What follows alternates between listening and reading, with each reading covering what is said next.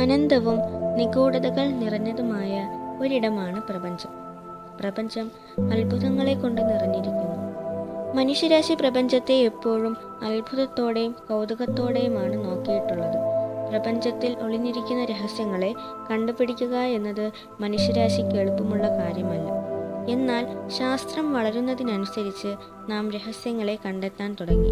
പക്ഷേ നാം അറിയുന്ന ഭൗതിക ശാസ്ത്രത്തിൻ്റെ നിയമങ്ങളെ തകിടം മറിക്കുന്ന, പ്രകാശത്തിന് പോലും രക്ഷപ്പെടാൻ സാധിക്കാത്ത, സമയത്തിൻ്റെ പ്രവാഹത്തിനെ പോലും നിശ്ചലമാക്കാൻ കെൽപ്പുള്ള അതികഠിനമായ ഗുരുത്വാകർഷണ ബലമുള്ള പ്രപഞ്ചത്തിലെ നിഗൂഢതകൾ നിറഞ്ഞ വസ്തു, അതിൻ്റെ പേരാണ് ബ്ലാക്ക് ഹോൾ.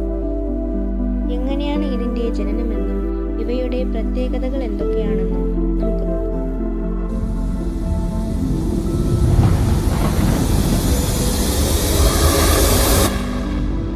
ഭീമാകാരമായ നക്ഷത്രങ്ങൾ അതിൻ്റെ ജീവിതചക്രത്തിൻ്റെ അവസാനത്തിൽ വലിയ സ്ഫോടനങ്ങളിലൂടെ നശിക്കുകയും ബ്ലാക്ക് ഹോളുകളായും ന്യൂട്രോൺ നക്ഷത്രങ്ങളായും രൂപം കൊള്ളുകയും ചെയ്യുന്നു.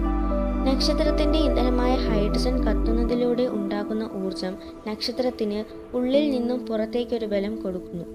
അതേസമയം നക്ഷത്രത്തിൻ്റെ ഗ്രാവിറ്റി അതിനെ പുറത്തു നിന്നും അകത്തേക്ക് വലിക്കുന്നു.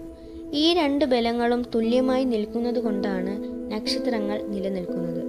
എന്നാൽ ഇന്ധനം കത്തിത്തീരുമ്പോൾ പുറത്തേക്കുള്ള ബലം കുറയുകയും നക്ഷത്രത്തിൻ്റെ ഗ്രാവിറ്റി അതിനെ കൂടുതൽ ഉള്ളിലേക്ക് വലിക്കുകയും ചെയ്യുന്നു. അനന്തരഫലമായി കോർ ഭാഗം വേഗത്തിൽ ചുരുങ്ങുകയും അതിലൂടെ ഉണ്ടാകുന്ന അമിതമായ താപവും മർദ്ദവും നക്ഷത്രത്തിൻ്റെ പുറം ഭാഗത്തെ ഭീകരമായ ഒരു സ്ഫോടനത്തിലൂടെ നശിപ്പിച്ചു കളയുകയും ചെയ്യുന്നു. ഇതിനെ സൂപ്പർനോവ എന്ന് വിളിക്കുന്നു. നക്ഷത്രത്തിൻ്റെ മാസിനെ അടിസ്ഥാനമാക്കിയാണ് അവശേഷിക്കുന്ന കോർ ഭാഗത്തിന് മാറ്റങ്ങൾ സംഭവിക്കുന്നത്.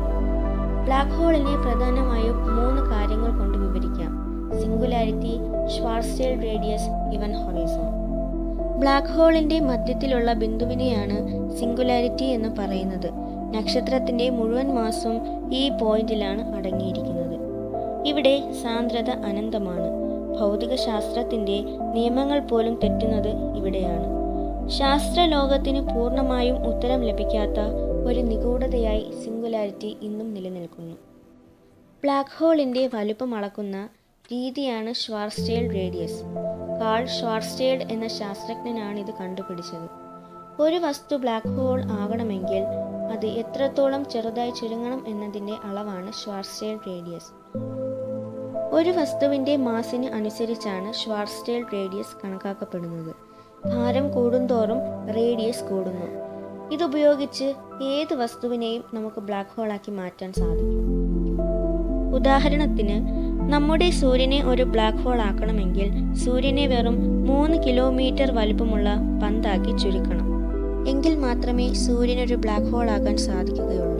പക്ഷേ ഒരു വസ്തുവിൻ്റെ റേഡിയസിനെ ഷ്വാർസ്ചൈൽഡ് റേഡിയസിലേക്ക് ചുരുക്കണമെങ്കിൽ കഠിനമായ ഗുരുത്വാകർഷണ ബലം ആവശ്യമാണ്. ഈ ഒരു സമവാക്യത്തിലൂടെ ഷ്വാർസ്ചൈൽഡ് റേഡിയസിനെ നമുക്ക് കണക്കാക്കാൻ സാധിക്കും. ഇങ്ങനെ ഒരു വസ്തുവിനെ ഷ്വാർസ്ചൈൽഡ് റേഡിയസിലേക്ക് ചുരുക്കുമ്പോൾ അതിൻ്റെ എസ്കേപ്പ് വെലോസിറ്റി, അതായത് അതിൻ്റെ ഗ്രാവിറ്റിയിൽ നിന്നും രക്ഷപ്പെടാൻ ആവശ്യമായിട്ടുള്ള വേഗത പ്രകാശവേഗതയേക്കാൾ കൂടുതലായിരിക്കും. നമ്മുടെ ഭൂമിയുടെ എസ്കേപ്പ് വെലോസിറ്റി എന്നത് 11.186 കിലോമീറ്റർ പെർ സെക്കൻഡ് ആണ്. ലളിതമായി പറഞ്ഞാൽ സെക്കൻഡിൽ ഏതാണ്ട് 11.2 കിലോമീറ്റർ വേഗതയെങ്കിലും വേണം ഒരു വസ്തുവിന് ഭൂമിയുടെ ഗുരുത്വാകർഷണ വലയത്തിൽ നിന്നും രക്ഷപ്പെടാൻ. ബ്ലാക്ക് ഹോളിൻ്റെ എസ്കേപ്പ് വെലോസിറ്റി എന്നത് പ്രകാശവേഗതയേക്കാൾ കൂടുതലാണ്. അതുകൊണ്ടാണ് പ്രകാശത്തിന് പോലും ബ്ലാക്ക് ഹോളിൽ നിന്നും രക്ഷപ്പെടാൻ സാധിക്കാത്തത്. അതുപോലെ തന്നെ ഒരു നക്ഷത്രം ബ്ലാക്ക് ഹോളായി മാറിയാലും അതിൻ്റെ ഭാരത്തിൽ വ്യത്യാസം വരുന്നില്ല. അതുകൊണ്ട് അത് നക്ഷത്രമായിരുന്ന കാലത്ത് പുറത്തുള്ള വസ്തുവിന് എത്ര ഗുരുത്വാകർഷണ ബലമാണോ അനുഭവപ്പെട്ടിരുന്നത്, അത്രയും ഗുരുത്വാകർഷണ ബലം തന്നെ ആ നക്ഷത്രം ബ്ലാക്ക് ഹോളായി മാറിയതിനു ശേഷവും ആ വസ്തുവിന് അനുഭവപ്പെടുകയുള്ളൂ. ബ്ലാക്ക് ഹോളിൻ്റെ അതിർത്തിയെയാണ് ഇവന്റ് ഹൊറൈസൺ എന്ന് പറയുന്നത്. ഈ അതിർത്തി കടന്നാൽ നമുക്കൊരു തിരിച്ചുവരവുണ്ടാകില്ല. ഇതിനുള്ളിൽ ഗുരുത്വാകർഷണം ശക്തമായിരിക്കും.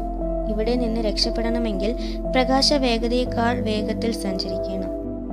ബ്ലാക്ക് ഹോളിൻ്റെ അതികഠിനമായ ഗുരുത്വാകർഷണ ബലം കാരണം അതിൻ്റെ അടുത്തുള്ള സമയം വലിച്ചു നീട്ടപ്പെടും. അതായത് സമയം വളരെ പതുക്കെയായിരിക്കും പോകുന്നത്. ഇതിനെയാണ് ടൈം ഡയലേഷൻ എന്ന് വിളിക്കുന്നത്.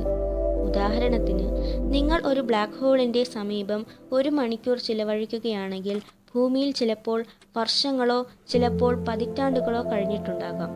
പ്രശസ്തമായ ഇന്റർസ്റ്റെല്ലാർ സിനിമയിൽ ഇതിനെപ്പറ്റി വ്യക്തമായി പ്രതിപാദിക്കുന്നുണ്ട്. ഇനി നിങ്ങൾ ഒരു ബ്ലാക്ക് ഹോളിലേക്ക് വീഴുകയാണെന്ന് സങ്കല്പിക്കുക.